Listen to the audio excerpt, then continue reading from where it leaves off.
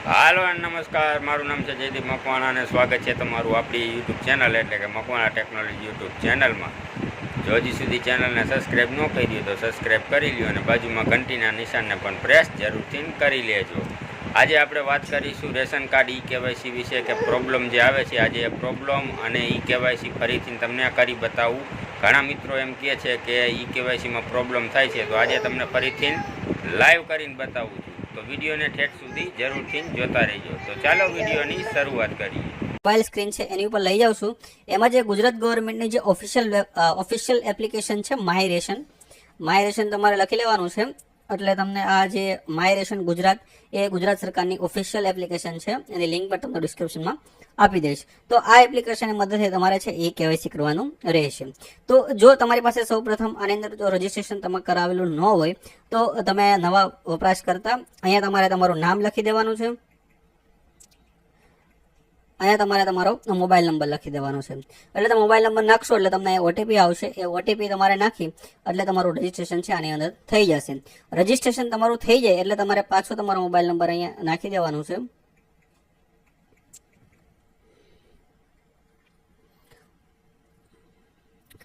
પછી તમારે ઓટીપી આવી જાય એટલે તમને આવી રીતે તમારું ડેશબોર્ડ દેખાશે. એમાં તમારે સૌપ્રથમ પિન સેટ કરવાનો આવશે.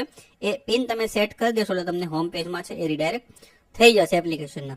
તો એમાં તમે ઘણી બધી રેશન કાર્ડની સર્વિસ યુઝ કરી શકો છો. એમાં રેશન કાર્ડની વિગત, આધાર કાર્ડ, મોબાઈલ કાર્ડની સ્થિતિ, તમને કેટલું મળવાપાત્ર અનાજ છે, તમારા બિલની રસીદ છે, તમારે અનલિંક કરવો હોય, તમારે ઈ કેવાયસી કરવું હોય, હેલ્પલાઇનનો નંબર જોતો હોય, તમારું ટ્રાન્ઝેક્શનની હિસ્ટ્રી તમારે ચેક કરવી હોય, ઘણી બધી સર્વિસ છે એ એપ્લિકેશનની મદદથી તમે યુઝ કરી શકો છો. પણ અત્યારે જે આપણે વાત કરીએ છીએ એ આપણે આધાર ઈ કેવાયસી જે રેશન કાર્ડનું કરવાનું છે એની. તો સૌપ્રથમ આધાર ઈ કેવાયસી કરવા માટે તમારું રેશન કાર્ડ આની અંદર લિંક કરવું ફરજિયાત છે. તો આપણે તમે અહીંયા આધાર ઈ કેવાયસી ઉપર તમે ક્લિક કરશો એટલે તમને આમાં ઘણી બધી જે ઇન્સ્ટ્રક્શન છે એ તમે વાંચી શકો છો. તો સૌપ્રથમ તમારે જે આ આધાર ફેસ રીડર એપ છે એ તમારે ડાઉનલોડ કરવાની રહેશે. આની ઉપર તમે ક્લિક કરશો એટલે જે આધાર ફેસ રીડર એપ છે એ તમને એપ્લિકેશનની અંદર રિડાયરેક્ટ થઈ જશે. કેમ કે આ ઈ કેવાયસી કરવા માટે તમારે આ ફેસ રીડર છે તમે ઈ કેવાયસી કરશો એટલે તમને પહેલા આધાર કાર્ડ ઓટીપીથી વેરિફિકેશન કરવાનું છે, પછી તમારો ફેસ ડિટેક્ટ થશે. તો એની માટે તમારે આ એપ્લિકેશન નાખવી કમ્પલસરી છે. એટલે એની સાથે તમારે આ એપ્લિકેશન પણ ઇન્સ્ટોલ કરી લેવાની છે. પછી અહીંયા નીચે તમને બધી વિગત આપેલી છે કે કઈ રીતે તમારે ઈ કેવાયસી કરવાનું છે. એમાં તમારે સૌપ્રથમ તમારો રેશન કાર્ડ નંબર નાખવાનો રહેશે. એમાં તમારા જેટલા પણ મેમ્બર હશે એનું નામ આવી જશે. એ મેમ્બરનું તમારે 1 બાય 1 બધાના ઈ કેવાયસી કરવાના રહેશે. પછી એ મેમ્બરનું તમારે નામ સિલેક્ટ કરી લેવાનું. એટલે એ મેમ્બરનું જે આધાર કાર્ડ સાથે એ લિંક કરેલું હશે. અને એક વસ્તુ તમારે ખાસ કાળજી રાખવાની છે કે જે મેમ્બરના આધાર કાર્ડ સાથે મોબાઈલ નંબર લિંક હશે એનું જ ઈ કેવાયસી તમે ઓનલાઈન કરી શકશો. બાકી જેનો આધાર કાર્ડ મોબાઈલ નંબર સાથે લિંક નથી એનું તમે ઈ કેવાયસી કરી શકશો નહીં. કેમ કે આમાં તમારે વેરિફિકેશન આધાર કાર્ડ સાથે કરવાનું રહેશે. એમાં આધાર કાર્ડમાં જે મેમ્બરનું જે આધાર કાર્ડ છે મોબાઈલ નંબર લિંક છે એમાં ઓટીપી આવશે. પછી એ ઓટીપી આવી જાય પછી તમારે ફેસ ડિટેક્ટર જે એપ છે આધાર કાર્ડની એમાં તમારે તમારો ફેસ લેવાનો છે. એ ફેસ ઓટોમેટિક એ લોકો કેપ્ચર કરી લેશે એટલે પછી તમે છે એ તમારું ઈ કેવાયસી સંપૂર્ણ માન્ય રાખવામાં આવશે. અને એ પછી એપ્લિકેશન છે ત્યાં રિસ્પેક્ટિવ ઓફિસર જેને સબમિટ થશે એ બધું વેરીફાઈ કરશે એટલે તમારું ઈ કેવાયસી છે ઓનલાઈન થઈ જશે. તો આવી રીતે આખી તમારી પ્રોસેસ છે કરવાની હોય છે. એની પહેલા સૌપ્રથમ તમારે તમારું રેશન કાર્ડ લિંક કરવાનું રહેશે.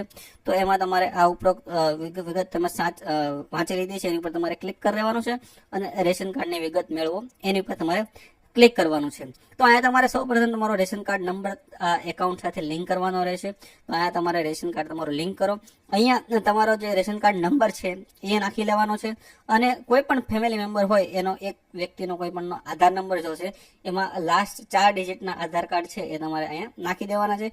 એમાં તમે ક્લિક કરશો એટલે તમારો જે અહીંયા રેશન કાર્ડ નંબર તમે આધાર કાર્ડ નંબર નાખેલો છે એમાં તમને આધાર સાથે ઓટીપી આવશે. એ ઓટીપી તમે વેરીફાઈ કરી લેશો એટલે તમારું રેશન કાર્ડ છે આની અંદર લિંક થઈ જશે. તમારે ખાસ વસ્તુ એ રાખવાની છે ધ્યાન કે જેનો પણ તમે આધાર કાર્ડ નાખો એનો મોબાઈલ નંબર છે એ લિંક હોવો ફરજિયાત છે. અને એ નંબર એક્ટિવ હશે તો તમે ઓટીપી નાખી અને તમારું રેશન કાર્ડ લિંક કરી શકશો. એટલે તમે તમારો રેશન કાર્ડ નંબર અહીંયા તમે આધાર એટલે આધાર ઉપર તમારો ઓટીપી આવશે. એ ઓટીપી તમે નાખશો એટલે 4 થી 5 કલાકનો તમારે વેઇટ કરવાનો છે એટલે તમારું રેશન કાર્ડ છે આની અંદર લિંક થઈ જશે.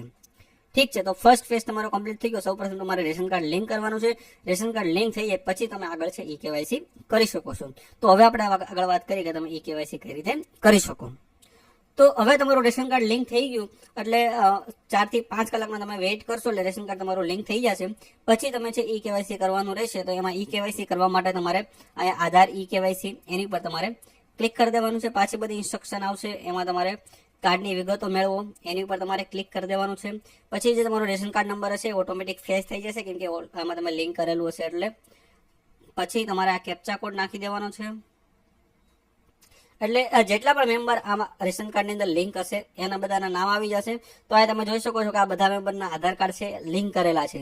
એટલે આધાર કાર્ડ પણ લિંક કરેલા હોવા જોઈએ અને આધાર કાર્ડ સાથે તમારો મોબાઈલ નંબર પણ લિંક કરેલો હોવો જોઈએ, તો જ તમે છે ઈ કેવાયસી કરી શકો છો.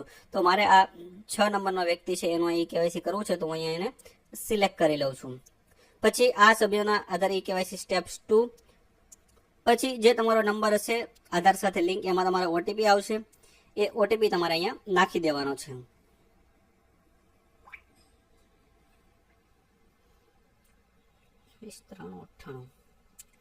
તો અહીંયા મારે ઓટીપી આવી ગયો છે. પછી અહીંયા ઓટીપી નાખી દેવાનો છે.